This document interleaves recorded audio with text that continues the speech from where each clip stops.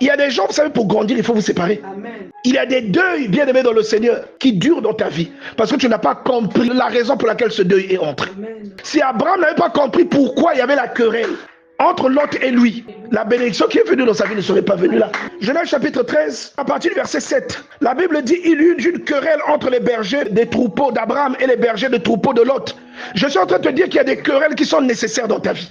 Les séparations sont utiles. Alléluia.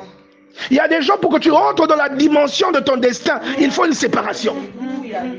Parce que tant que vous ne séparez pas, tu peux avoir un mentor. Tant qu'il est là, tu vas demeurer un enfant. Il faut que vous vous sépariez pour que tu croisses. Merci Jésus. Alléluia. Est-ce que quelqu'un comprend? Amen.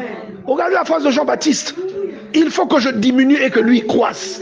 Ça ne s'est pas arrêté au sens littéral. C'est aller jusque sur sa vie. Et vous allez voir quelque temps après, Dieu va faire que Jean-Baptiste meure. Amen. Parce que tout le monde ça connaissait Jean-Baptiste, tout le monde avait les regards sur lui. Mais comme le temps pour Jésus de croître était arrivé, il fallait que Jean-Baptiste meure. Il y a des séparations qui sont salutaires. Amen. Amen. Et quand je parle de séparation, je ne parle pas seulement des séparations humaines.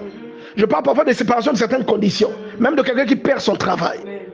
Je vous parle souvent de la plupart des grands hommes de Dieu que vous connaissez là. Tous, ils racontent la même histoire quand ils ont perdu leur travail.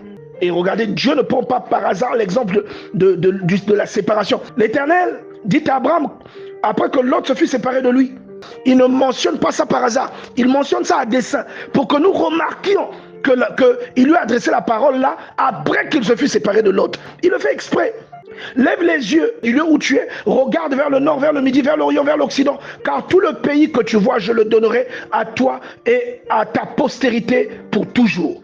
Je rendrai ta postérité comme la poussière de la terre, en sorte que si quelqu'un peut compter la poussière de la terre, ta postérité aussi sera comptée. Lève-toi, parcours le pays dans sa longueur, dans sa largeur, car je te le donnerai. Voyez comment Dieu lui parle après qu'ils se sont séparés de l'autre. Alléluia. Voyez comment Dieu lui parle. Alléluia. Vous comprenez, c'est comme si le fait que l'autre soit là, ça maintenait quelque chose qui était dans la vie d'Abraham. Alléluia. Et la chose n'était pas encore manifestée. Et je te disais que les séparations sont utiles.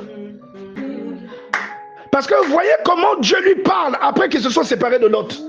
Ne crains pas les difficultés. Ne crains pas les problèmes. Ne crains pas même les contradictions de ta propre maison. Ne crains pas les contradictions autour de toi, dans ta famille. Ne crains pas ces choses.